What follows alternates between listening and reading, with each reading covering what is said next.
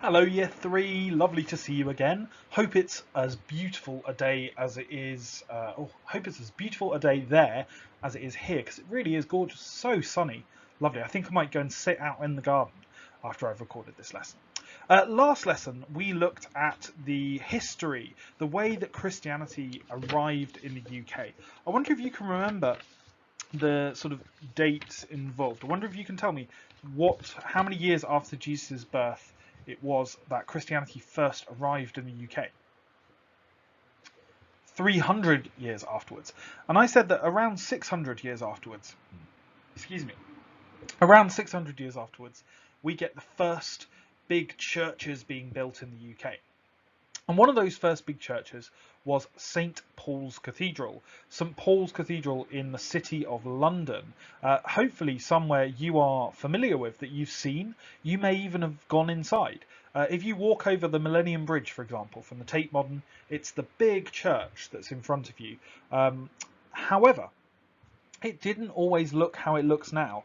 This is a picture on the right hand side here, painted during or just before the Second World War. And you can see, look, what's missing from this picture. Well, the Millennium Bridge isn't there for a start. That was only built about 20 years ago.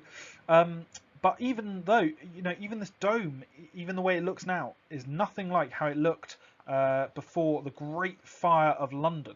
And that's what we're going to be talking about today. We're going to talk about the Great Fire of London. We're going to talk about why it was so important to rebuild the church for Christians in London. And we're going to talk about who and how they rebuilt the church. Okay, so this is a drawing of a church. It is actually St. Paul's Cathedral, even though it looks absolutely nothing like St. Paul's Cathedral looks today. If you look in your booklet, you can see both of these pictures, the new St. Paul's Cathedral and the old St. Paul's Cathedral, side by side. And I wonder if you'd like to pause the video for a moment and just see if you can look at some of the big differences between the two of them. So take a second, have a look in your booklet, have a look at what some of the differences are. Okay, first off, St. Paul's Cathedral before the fire has a spire. This big pointy thing, that's called a spire. And after the fire, it now has a dome. So the circular roof is called a dome. For me, that's really the biggest difference. The new St. Paul's Cathedral has these like pointy tower things on the end. It also has a very different shape to it underneath. They both have a sort of sticky cross shape, but this one I would say is a lot more pointy, whereas this one is a lot more, I don't know, elegant maybe. Classical is the term for the type of building that it is. So the big difference being the dome and the spire, the shape and size, and these pointy towers at the end. But just looking at this, we can see how important St. Paul's Cathedral was for the people around it. If this is the centre of London, the centre of the biggest city in England at the time, what do you think the height of the church is going to tell you? What do you think the incredible detail and all the stone and all the work that went into the cathedral is going to tell you? Well, it's going to tell you just how important Christianity was to these people, just how important this cathedral was. None of these buildings even come close to being as tall as St. Paul's Cathedral.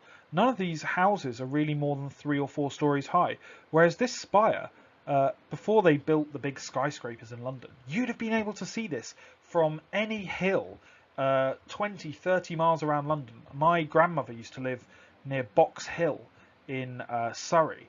And from Box Hill, you can see like the NatWest Tower and the Shard and all of these things. But back then, you would have just seen St. Paul's Cathedral, smack bang in the centre of London. Very important, very grand. And then something happens. I think we know what happens.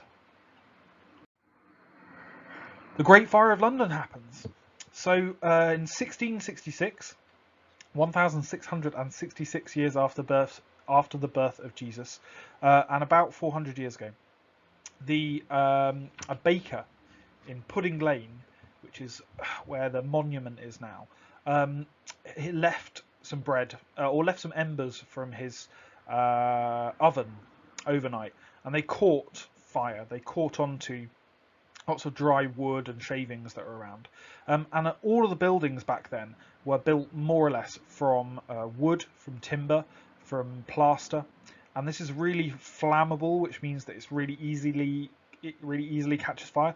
And they were all really close together as well. The buildings were very close together. So a little fire in a bakery in Pudding Lane quickly spread from building to building to building until it destroyed more or less the whole of the city of London.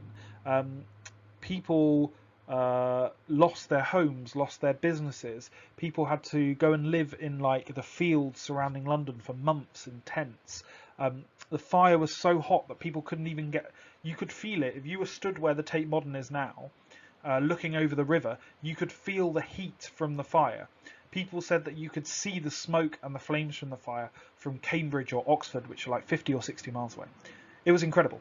And so this big stone building, which normally you wouldn't have too much worry about fire, it caught fire.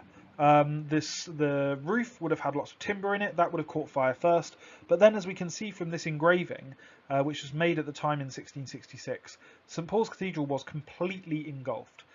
And what are we missing from this photo, I wonder, or from this picture? Well, the spire has disappeared.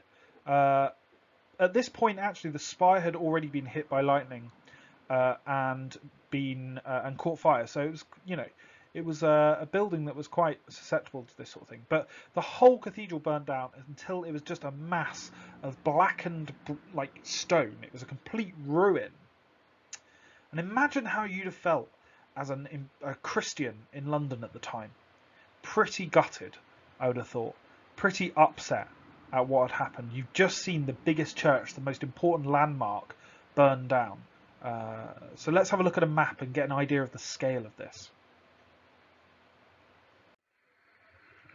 So this is a map from the time. Up here it says, an exact survey of the streets, lanes and churches contained within the ruins of the City of London, first described in 6 plates by John Leake. And here is a picture of the fire taken from the Southwark side in the fire time. So this was like a sketch that would have been done by someone showing the whole of the City of London on fire. And here, this map is absolutely incredible. You can see the huge extent of the fire. So all of these buildings here are the buildings that remained, that are still shown on this map. But this whole white area here is just gone. It's just completely gone. It's just burnt down. All that is left is stone and black bricks and burnt wood, and nothing else remains. And right at the centre of this is this cross-shaped building here. And that is St Paul's Cathedral. So right at the heart of London after the fire was St Paul's Cathedral. And we can see here lots of other churches as well were caught up in this fire. And this leads to a man called Sir Christopher Wren. Sir Christopher Wren is one of the most famous architects, and an architect is someone who designs buildings, to have ever lived in Britain. And he was very, very important in the rebuilding of London after the war, after the Great Fire of London. You can imagine that people didn't want to just leave it like this. People didn't want to just abandon London. It was an important city, and lots of people lived there. And at the time, lots of people had moved out. You see here, about where Whitechapel is now, there are lots of fields. London wasn't very big at the time. It was surrounded by all these fields, and people were living in temporary houses. So they needed to do something to rebuild it. So let's have a look at what Wren suggested. Well, this is what Wren suggested. So this is the area that was burnt down by the fire. And this is Wren's really radical, really strange situation.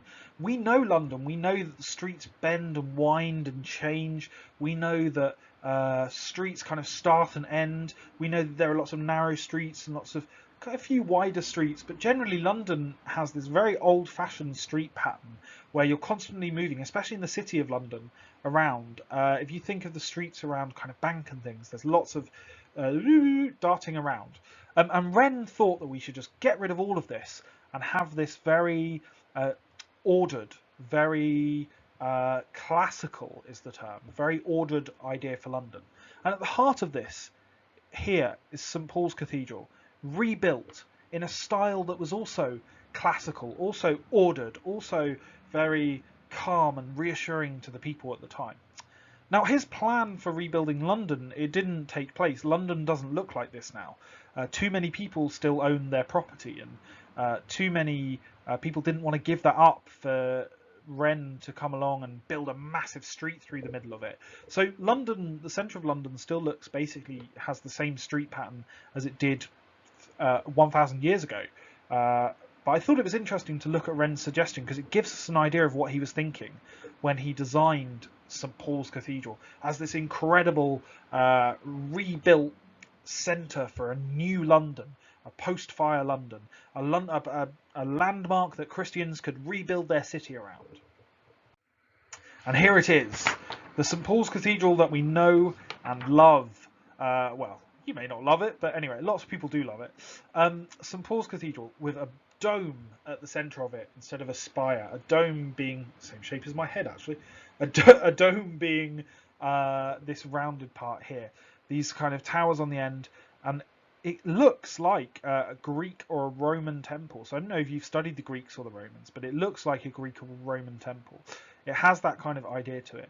And it's a different colour even. The old church would have been made from brown stone and red bricks. And the new church is this gleaming white colour.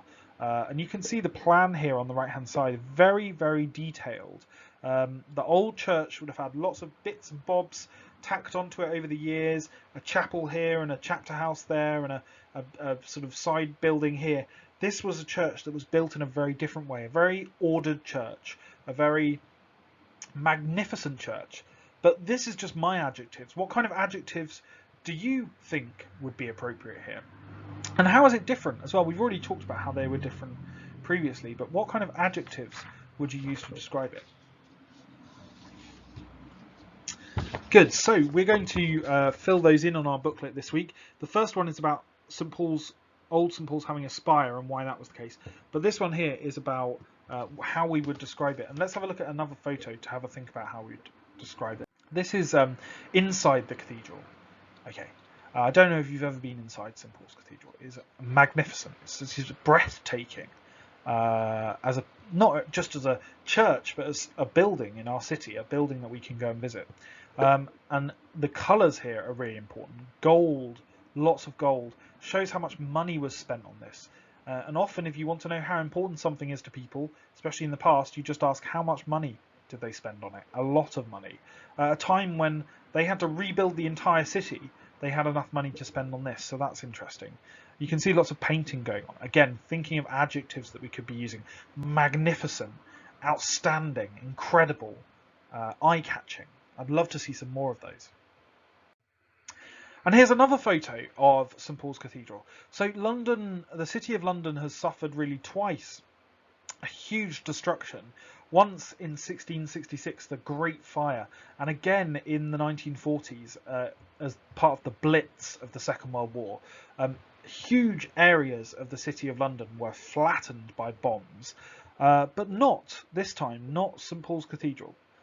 Let's think for a moment again about how Christians felt in London during the war when they saw that so much of their city had been destroyed.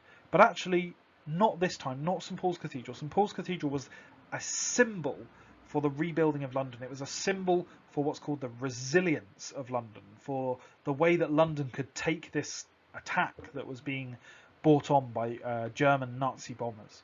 And so I just thought that was interesting as a symbol. In 1666, it burnt down and it was distressing, but then they rebuilt it in this incredible way. And then in 1943, 1944, London was destroyed during the Blitz, but St Paul's Cathedral remained, and it remained a symbol of London's strength during that time. So, I hope that was interesting to you. I might, maybe we rushed through that a little bit. Maybe this is a little bit too much, but I'm hoping that you're keeping up. I'm hoping that it's interesting for you. I hope that you enjoyed looking at those two different cathedrals and spotting the differences. And I hope you enjoyed learning a little bit about the history of Christians in London. Next lesson, we're going to be looking at another part of the history of Christians in London.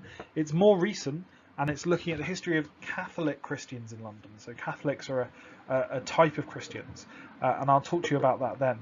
But I hope you have a wonderful weekend. I will see you later. Enjoy the sun, and yeah, have a great day. Bye.